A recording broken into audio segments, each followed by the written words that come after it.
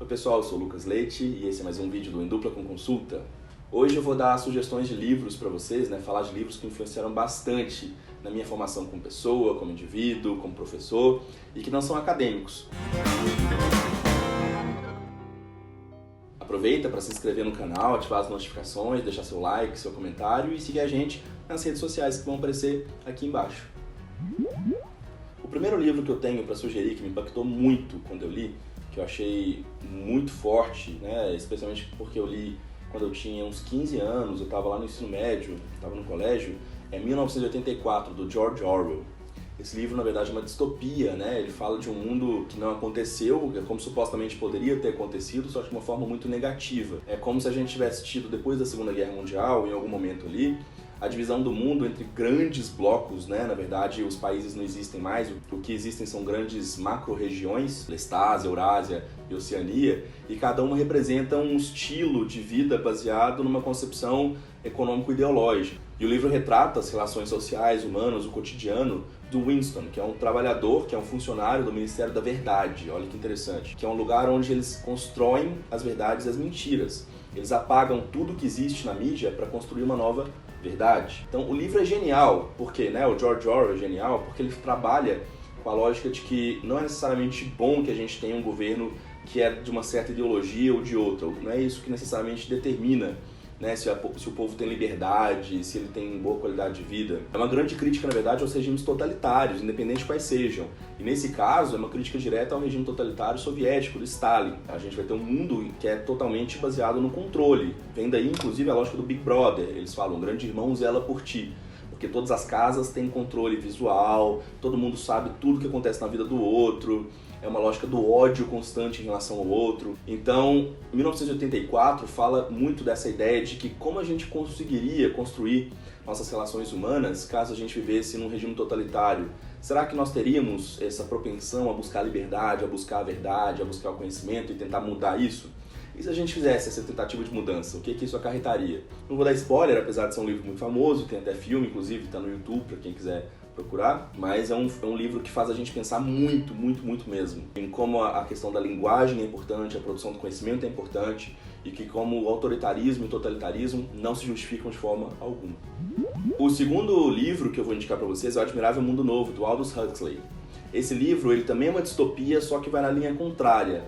É num mundo completamente capitalista, totalmente aberto nesse sentido, em que as liberdades individuais elas chegam no extremo, absurdo extremo, em que as relações sexuais, a relação com as drogas, a relação com o hedonismo e esse controle do Estado fica um pouco diferente. É uma lógica muito similar em que a questão da liberdade entra em jogo, a questão das identidades é muito forte, Quem somos nós, qual é a nossa individualidade, o que a gente representa em uma sociedade que talvez não tenha uma capacidade de criar coletividade, não consiga se ver como algo construído socialmente, uma identidade comum, e esse hedonismo, na verdade, mais atrapalha do que ajuda. E o livro tenta mostrar isso justamente a partir de um contraste. Uma pessoa que foi isolada completamente dessa sociedade, que não teve contato com nada disso, que do nada tem que lidar com essas pressões, Tem que lidar com essa sociedade de consumo, essa sociedade em que tudo está à disposição, sexo, drogas, desejo, e nada é construído a partir de algo comum. É uma visão um pouco surreal, na verdade, do mundo, Essas distopias, elas justamente jogam o mundo para os extremos para tentar mostrar pra gente de uma forma mais estereotipada, uma construção um pouco mais baseada justamente no excesso. Mas é para mostrar elementos que já existem, inclusive, na nossa sociedade, O individualismo, a incapacidade da gente pensar na empatia em relação ao outro e assim por diante. Admirável Mundo Novo é o segundo livro que eu indico para vocês.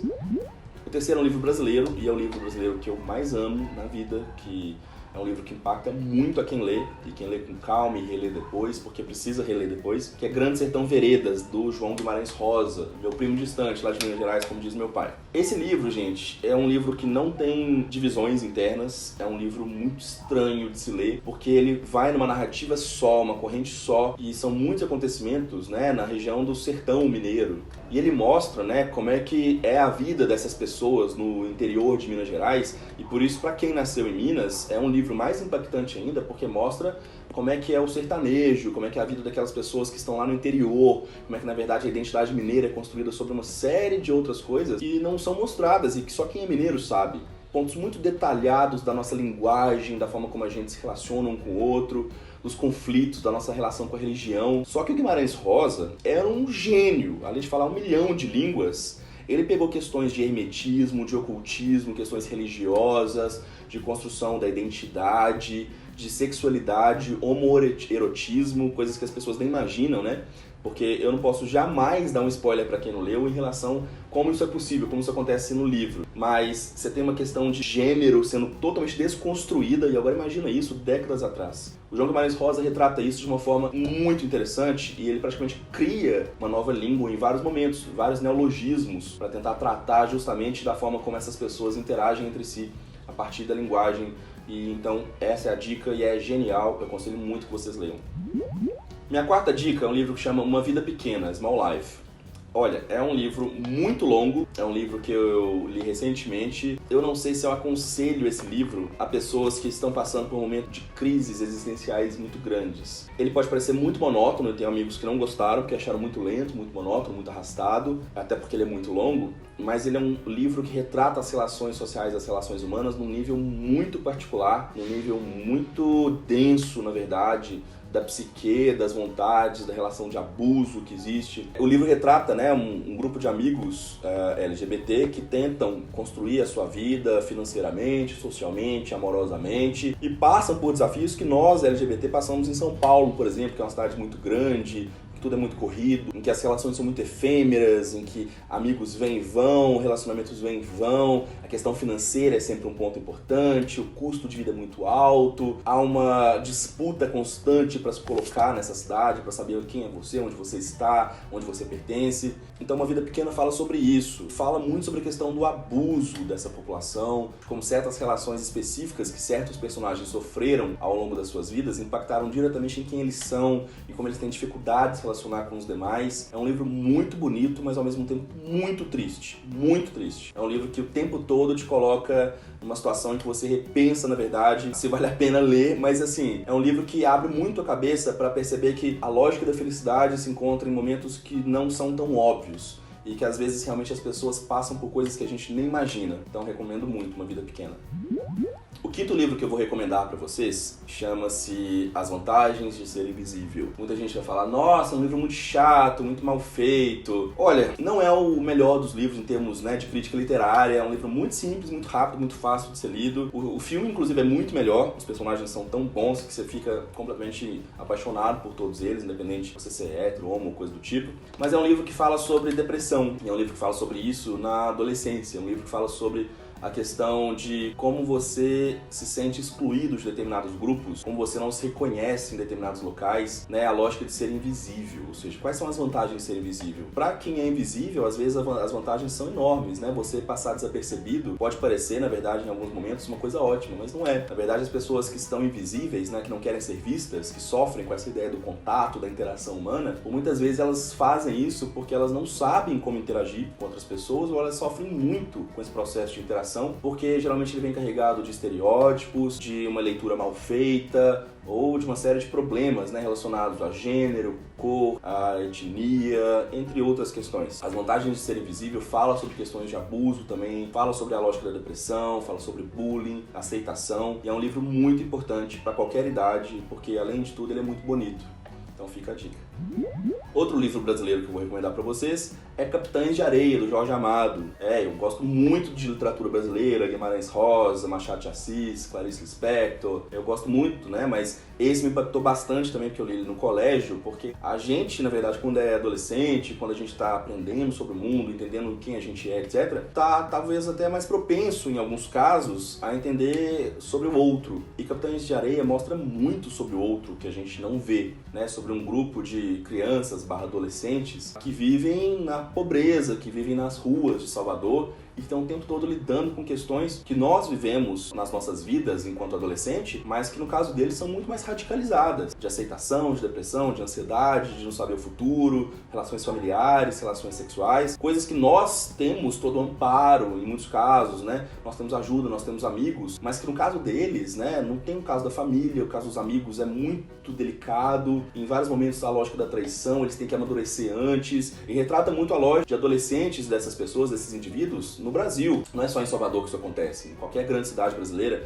você tem grupos de crianças e adolescentes que são marginalizados e buscam se inserir de alguma forma, estão tendo que buscar eles mesmos, né, o seu amadurecimento, quase que uma vida adulta, ou são vistos desse jeito pelo resto da população. Capitães de Areia é genial, é muito interessante, recomendo muito.